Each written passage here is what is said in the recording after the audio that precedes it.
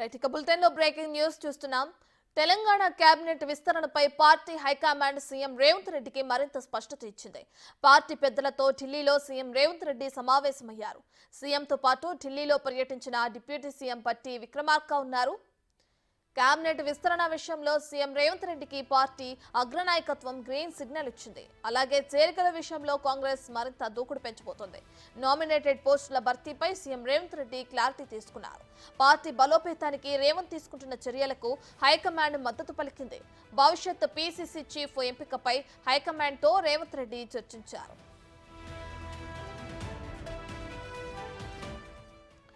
మరోవైపు జీవన్ రెడ్డి విషయంలో పార్టీ వైఖరి స్పష్టం చేసింది.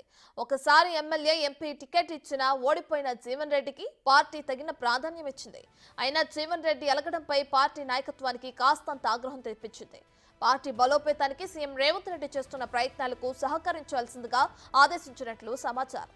భవిష్యత్తులో పార్టీ విస్తరణకు తీసుకుంటున్న చర్యలకు మద్దతుగా ఉండాలని హైకమాండ్ స్పష్టం చేసింది.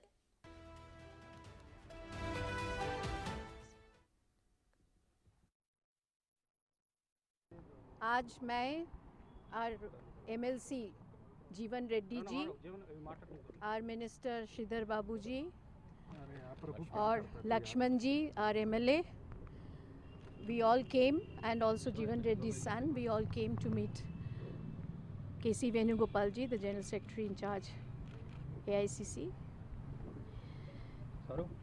अब कुछ दिन पहले जो बातें आप लोग अभी पूछा, कुछ दिन पहले बीआरएस से कुछ एमएलएज हमारे पार्टी में ज्वाइन किया है.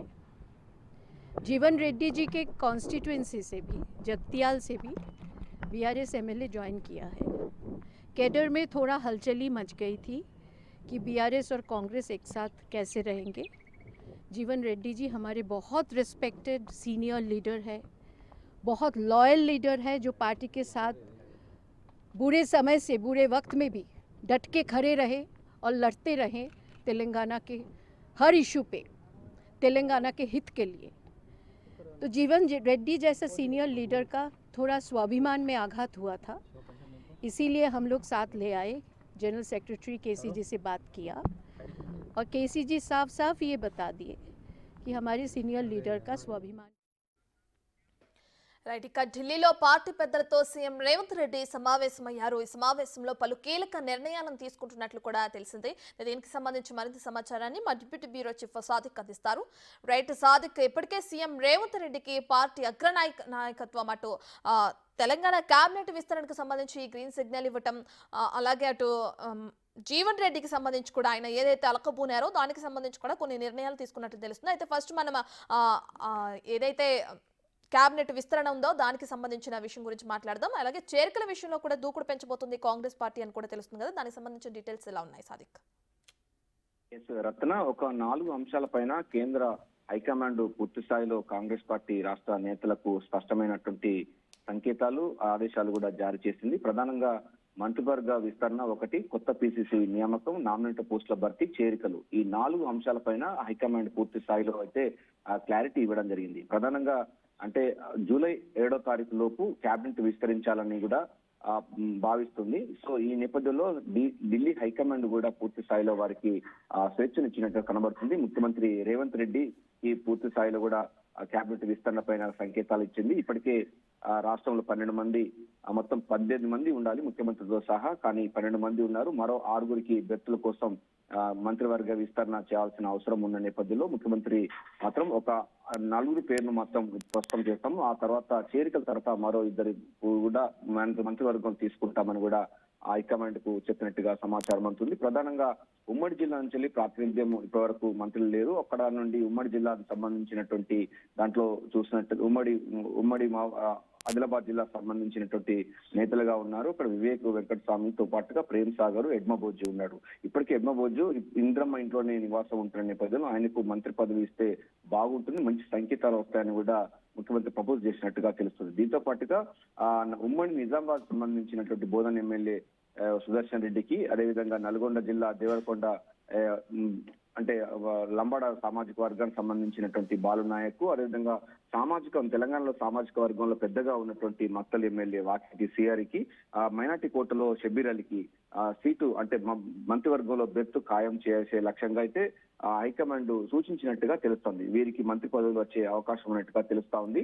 సో నలుగురికి మాత్రం డెఫినెట్ గా ఇప్పుడు జరగబోయే 7వ తారీఖు జూలై 7వ తారీఖు రోజు అంటే మనకున్న సమాచారం మేరకు జూలై 2వ తారీఖు రోజు మంత్రివర్గ విస్తరణ జరిగే అవకాశం ఉన్నట్టు నేపథ్యంలో దానికి సంబంధించిన పూర్తి వివరాలన్నీ కూడా గైడ్లైన్స్ మొత్తం హైకమాండ్ ముఖ్యమంత్రి పిసిసి చీఫ్ రేవంత్ రెడ్డికి ఇచ్చినట్టుగా అయితే స్పష్టంగా అర్థమవుతుంది. సో ఏదైనప్పటికీ ఒక 6 నలుగురిని మాత్రం ప్రస్తుతం అయితే మంత్రివర్గంలో తీసుకోవాలని ఒక నిర్ణయానికి వచ్చినట్టుగా తెలుస్తుంది. ఇక దీంతో పాటుగా ప్రధానంగా నామినేట్ పదవులు అన్నది కూడా పార్టీ కోసం అహర్నిశ పనిచేసి పార్టీ సీట్లను ఆశించి భంగపడినట్టు వారికి కూడా సీట్లు ఇవ్వాల లక్ష్యంగా ఒకటి కొనసాగుతా ఉంది. తర్వాత కొత్త పిసిసి సంబంధించింది ఈ నేటితో 3 సంవత్సరాలు పూర్తి అవుతుంది. ముఖ్యమంత్రి PCC Revanth Reddy PCC chief గా అయ్యి సో కొత్త పిసిసి దానికి టైం బౌండ్ లేనప్పటికీ కొత్త పిసిసి ఎంపిక పైన మరో 4 రాష్ట్రాలకు సంబంధించిన పిసిసి ఎన్నికలు ఉన్న నేపథ్యంలో దాంతో పాటుగా తెలంగాణ కూడా ఇస్తామని కూడా పార్టీ హైకమాండ్ స్పష్టం చేసింది. దీంతో పాటుగా చేరికలను రైట్ సాదిక్, అయితే ఇప్పటికే చూసుకున్నట్టు జీవన్ రెడ్డి విషయానికి వస్తే కనుక నిన్నే వచ్చి ఢిల్లీ హైకమాండ్ ని కలవమని చెప్పి కూడా ఆయనకి పిలుపు వచ్చింది. అయితే దీనికి సంబంధించి పార్టీ తన వైఖరిని కూడా బయటపెట్టడం మనం చూస్తూనే ఉన్నాం. అయితే దీనికి సంబంధించి ఇటు జీవన్ రెడ్డి విషయానికి సంబంధించిన ఏదైతే ఇష్యూ నడుస్తుందో దానికి తెరపడింది అనుకోవచ్చు అంటారా? ఎస్ డెఫినెట్లీ రత్న, ఎందుకంటే తెరపడినట్టే ఢిల్లీ హైకమాండ్ బుజ్జగించింది. ఒక మాట చెప్తే సరిపోతుంది కదా అన్నటువంటి విషయానికి స్పష్టంగా వచ్చింది.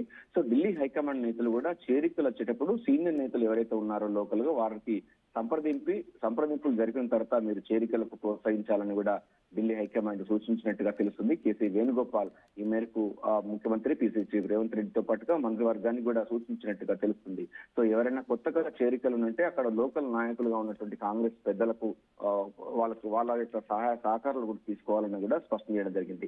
దీంతో జగిత్యాల ఎమ్మెల్సీగా ఉన్న జగిత్యాల జిల్లా సంబంధించినటువంటి ఎమ్మెల్సీ జీవన్ రెడ్డి అలక ఇక వీడినట్టే అయింది. సో ఇక నుండి మాత్రం చేరికల విషయంలో సీనియర్ల అభిప్రాయం తీసుకోవాలని కూడా చెప్పడం. ఈయన జీవన్ రెడ్డి కూడా గతంలో ఎమ్మెల్సీగా ఉన్నారు, ఎమ్మెల్సీ ఇచ్చారు. తర్వాత మొన్న ఎమ్మెల్యే దానికి కూడా సీట్ ఇవ్వడం జరిగింది. అక్కడ కూడా ఓడిపోయినప్పటికీ party high command Nizamabad MP ticket కూడా ఇవ్వడం జరిగింది. 2 కూడా ఓడిపోయినా కూడా తమకు తాను కల్పిస్తున్నాము, ఎందుకు మీరు ఇలా పార్టీకి బదనాం చేస్తున్నారన్న విషయాన్ని కూడా కొంత మందలించినట్టుగా అయితే సమాచారం అందుతుంది. సో జీవన్ రెడ్డిలో అన్నట్టు వాళ్ళు సీనియర్ నేతలు అలక బూనవద్దు, పార్టీ ప్రతిష్ట కోసం సంస్థాగతంగా ఇంకా మరింత బలం పెంచుకునేందుకు గాను చేరికల అవసరం ఉందని కూడా పార్టీ హైకమాండ్ అయితే చెప్పింది Ratna. Right, thank you Sadiq, thank you for the update.